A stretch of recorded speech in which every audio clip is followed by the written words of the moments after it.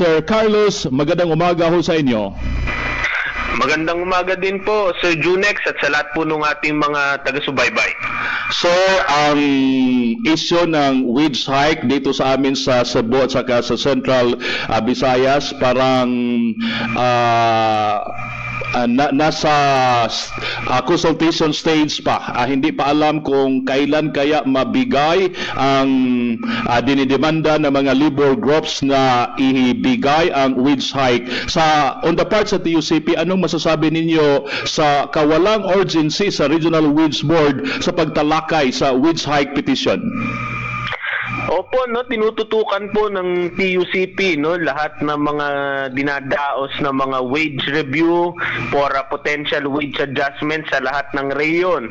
Doon po sa Region 7, no, diyan po sa Central Visayas ay nagdeklara nga po yung ating Regional Wage Board ng supervening event, no.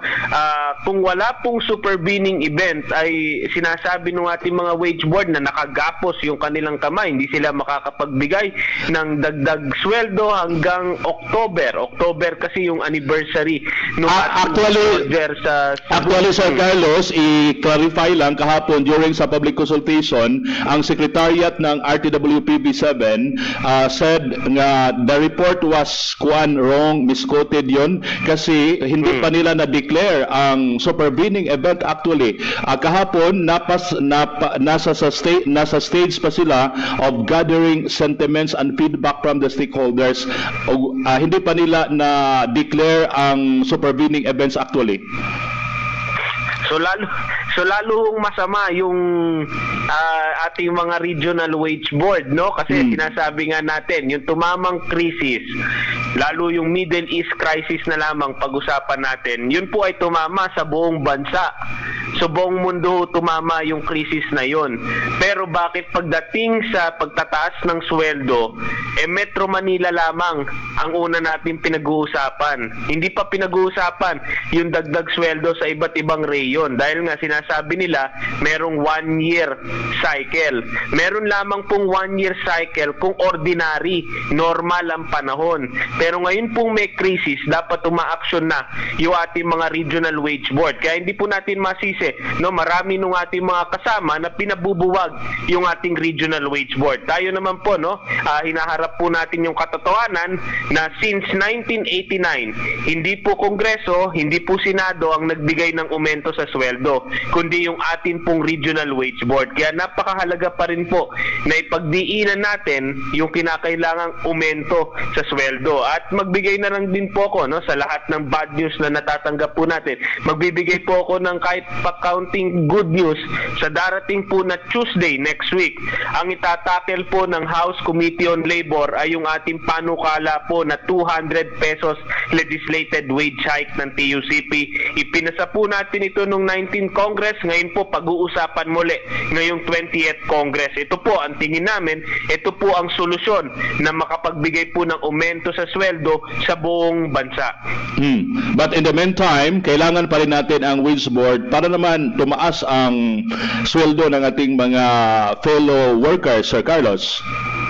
Tama po kayo doon, no? Talagang under sa kasalukuyang sistema, tayo po ay kailangang ipagdiinan yung mga petition natin at yung atin pong mga partisipato sa public consultation at sa mga public hearings na ipagdiinan na ang kailangang aumento po sa sweldo ng ating mga kaubayan, no? Nabalitaan ko po na ang dalawang nag-file dyan sa Cebu, no? Isang ₱100, isa naman ay 1,200 pesos. Yes. Kami po, no, sa TUCP, ang ating pong panawagan ay dapat hindi bababa sa 200 pesos na increase. Kung ang pag-usapan natin ay wage recovery dahil sa atin pong mga pag-aaral, no, higit kumulang 200 piso na ang nawala sa halagang ng sweldo ng ating mga kabayan at higit kumulang 200 piso rin ang kinakailangan para maiahon po natin yung ating mga minimum wage earners, kasama po dyan sa Cebu at sa ating pa po, no, sa Mindanao at sa Luzon,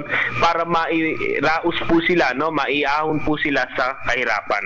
But are you are you optimistic na ibigay yon sa wage board, Sir Carlos? Alam niyo po, no, never pa umabot yan ng daan-daan yung binibigay na aumento ng ating mga regional wage board at ginagawa pa nga yan tranches, no, sa maraming lugar. Ngunit, no, ang ating pong naging panawagan malinaw naman po na may pinakamataas tayong inflation in 3 years. Mas mataas pa ang inflation sa iba't ibang mga reyon kaysa sa national inflation natin. Kaya kinakailangan natin ng pinakamalaki na wage increase, no? Yan man ay hindi umabot dun sa 200 nating hinihingi, pero kinakailangan natin yung pinakamalaking wage increase sa kasaysayan na meron tayong regional wage boards. Matanong ko lang, bakit hindi nag-file actually ang ALO at saka ang TUCP sa wage hike petition dito sa Cebu, Sir Carlos?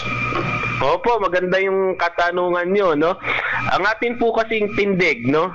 For the longest time, nagpa-participate po dyan ang ALO, ang TUCP, nagpapile tayo ng petition sa iba't ibang rayon. Ngunit, yun nga, mangingi ka ng 200, bibigyan ka 20, mangingi ka ng 300, bibigyan ka ng 30. Ang naging tindig na po natin ngayon ay hindi na po masusolusyonan ng ating regional wage board itong lalong lumalalim na wage crisis. Kaya ang tayo po ay nagtutulak nung legislated wage increase. Dahil wala pong saysay kung sinasabi po natin, no, na itong sistema ng pagtatakda ng sweldo na to ay kailangan i-overhaul, na sinasabi po natin na bulok itong sistema na ito, tapos tayo po ay magpapasailalim sa pamamagitan ng isang petition.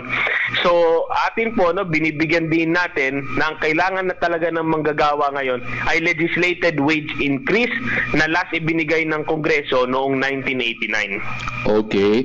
Mayroong mga mob na i-defund or bigyan ng zero funding ang RTWPB. Sang-ayon ho ba kayo dito sa TUCP, Sir Carlos? Yun po, no, ay nanggagaling dun sa panawagan na buwagin yung regional wage board dahil alam naman natin kung bubuwagin yan nangangailangan ng batas. So ang sinasabi na lamang ay merong panukala na i-zero na lamang yung budget ng ating regional wage board. So pag zinero mo naman yung budget na regional wage board, paano naman gagana yung ating regional wage board? Paano naman yung iba nating mga kaubayan na hanggat hindi pa naipapasa ng Kongreso at Senado yung legislated wage increase ay kahit papaano nag-aabang sila ng aumento sa sweldo, no? So kailangan pong mas lalong pag-aralan yung panukala na yon. Not to mention the fact na we know naman that the regional wage boards are chaired by the DOLE Regional Director. The Secretariat is care of the Department of Labor and Employment. And that also brings me to my next point. Si Labor Secretary Francis Tolentino, sana naman i-direct niya, no, kagaya nga nung nabanggit nyo na hindi pala nagdeklara ng super binning event dyan sa Cebu, no? Sana i-direct niya lahat ng mga chairs ng regional wage board. After all, they are regional directors of the Department of Labor and Employment na pag-aralan at tukuyin na merong super binning event, na merong urgent and reasonable grounds to start yung wage review cycle ngayon. Wala pa tayong pinag-uusapan na kung magkano ang wage increase, whatever. Ang kailangan lang natin simulan ang usapan na kailangan nating i-adjust ang sweldo ng ating mga kababayan.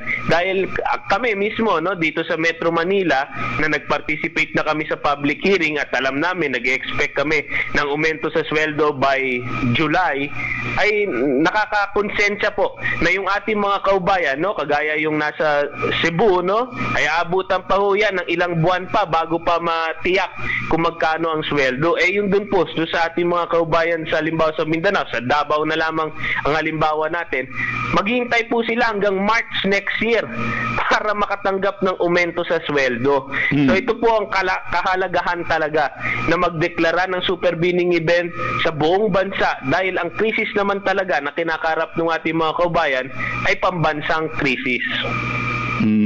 Okay.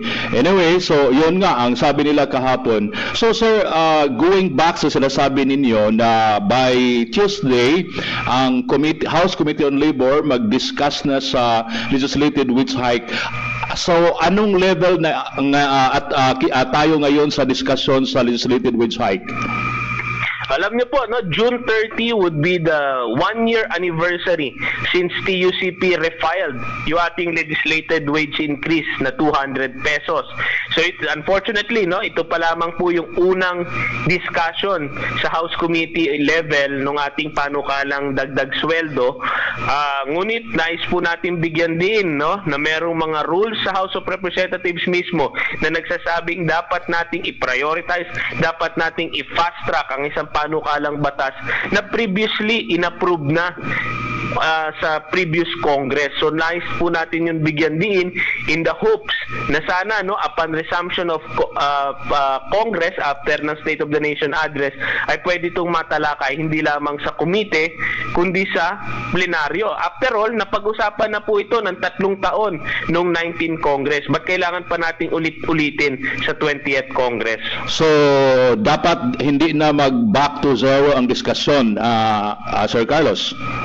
Tama po kayo, no? Hindi po pwedeng mag-back to zero kasi naipasa lamang po ito noong third and final reading. Just last year, 2025 lamang po, no? Bago after tayong mag-eleksyon. Kaya binibigyan din namin na mas tumindi pa nga yung crisis, all the more na kailangan po natin itong ipasa. At hindi po kami papayag na dadali na naman ito hanggang dulo at para bang election price siya na mangyayari na ipapasa hanggang nasa dulo na lamang po. Lagi, no, mabibitin na naman. Kaya we still have 2 years. Kaya we also called for coordination between the House Committee on Labor and the Senate Labor Committee chairs, no? So sa House si Congressman Jolo Revilla, sa Senate si Senator Joel Villanueva na magkaroon ng coordination para hindi na naman tayo aabot ng dulo at we make the most out of the 2 years left of this 20th Congress. Okay. Anyway, sir, regarding din kang Secretary Tolentino, so far, ano ho ang assessment ninyo sa kaniyang leadership sa DOLE? Opo, no, si bagong Labor Secretary Tolentino, no, ilang linggo, almost magbabuan pa lamang naman siyang nakaupo. Ngunit kami po ay nagtataka kung bakit hanggang ngayon po, no, ay wala pa po siyang dinadaos na full labor sectoral consultation.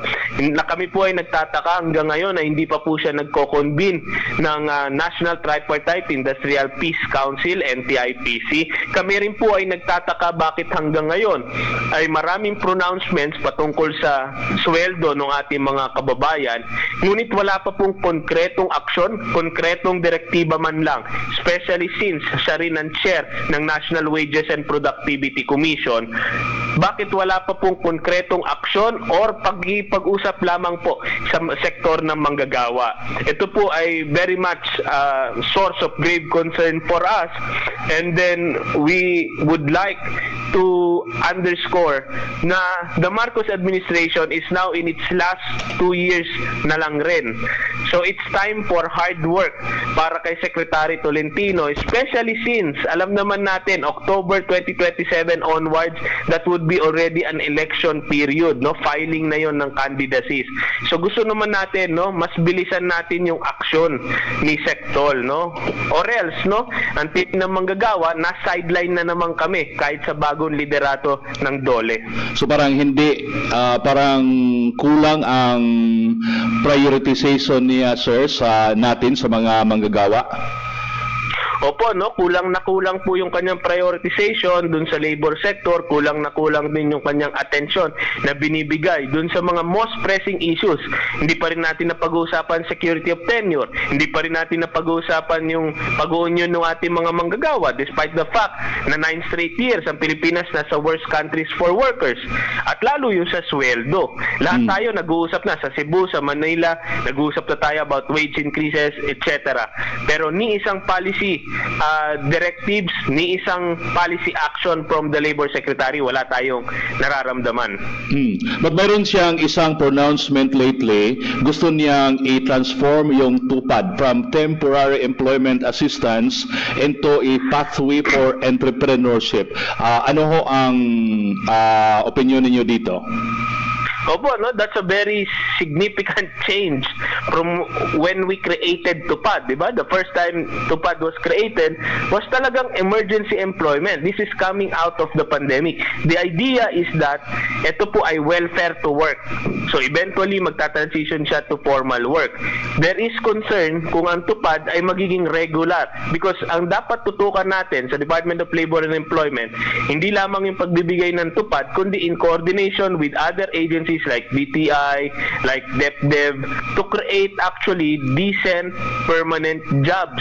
Hindi lamang itong galing sa TUPAD ay magiging permanente lang, dahil lalo na yung ating mga kababayan ngayon ay mas lalong nagiging allergic dito nga sa usapin ng ayuda. Ang kinakailangan po nila, no, trabaho na may disenteng sweldo, no, hindi po puro TUPAD.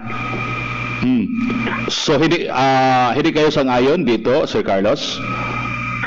Opo, kailangan pa po yan masyadong pag-aralan dahil latest nga na ginawa niya sa TUPAD kahit dito sa Manila ay ginamit niya dun sa Brigada Eskwela. Yung mga magulang na naglilinis sa school, no, binigyan niya ng TUPAD. Ang idea po ng TUPAD, yung mga kababayan nating nawalan ng trabaho, sila po dapat ang i-prioritize. Bigyan ng TUPAD.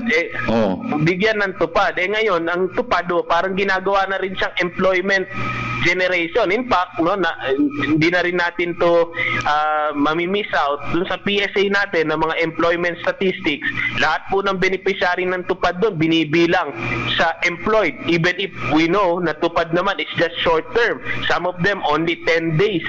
Yet, ginagawa TUPAD as employment. Hindi po ito replacement. In fact, ito lamang po dapat ay transition papunta sa trabaho talaga. Hindi yung puro TUPAD. Okay. Sir Carlos, maraming salamat po sa inyo. Mensahe ninyo. By the way, kahapon ang International Seafarers Day. Anong mensahe sa TUCP sa mga seafarers, Sir Carlos? Opo, no, sa ating mga kapwa manggagawa, lalo yung ating mga seafarers, no, sa Manila naman ay nagdaos nung tinatawag nating Seafarers Fair kung saan nagkaroon tayo ng one-stop government mga agencies, pati mga banks, insurances, ino-offer natin sa ating mga seafarers. Mayroon din dito sa Cebu kahapon. Opo, no, dahil ang tawag naman po natin sa ating mga seafarer talaga, sila po yung ating mga bagong bayani. Kaya dapat po ang turing natin sa kanila, no, recognition natin sa kanila, yung kanilang mga karapatan ay kailangan po natin talagang pangalagaan, no, especially since, no, increasing na po na isang global crisis din may tuturing sa ating seafaring industry, yung tinatawag nating abandonment at sea, no. At sana nga po, no, itong mga nangyayaring gulo, no, conflicts ay mas mabawasan po at wala na nga sana, dahil sino po ang humaharap doon sa mga bombahan, no, sa mga karagatan? Yun po yung ating mga seafarer. So sana po, no, kasama rin po nung iba't ibang mga manggagawa, no, tayo pong lahat ay isang uring manggagawa. Ang ating mga panawagan po, no, ay nananatili, no, siguraduhin yung ating karapatan, siguraduhin po na yung mga labor standards ay na-apply po sa atin, dahil ito po ay para din naman dun sa ating ekonomiya, no. Sino bang nagpapagalaw sa ating ekonomiya, no? Yung ating mga seafarers dun sa ating global trade, yung ating mga manggagawa, no, kay ikaw man ay minimum wage earner o hindi, na nagpapagalaw dito sa ating domestic na ekonomiya. So sana po, no, mabuksan po yung mata ng ating mga kababayan, no, nasa gobyerno, yung ating mga kababayan na employers, na ibigay naman po yung nararapat para po sa ating mga manggagawa. With that, maraming salamat, Sir Carlos. Maraming salamat din po at mabuhay po kayo. Good morning. May gala si Mr. Carlos Miguel Oñate, ang spokesperson sa Trade Union Congress of the Philippines, TUCP.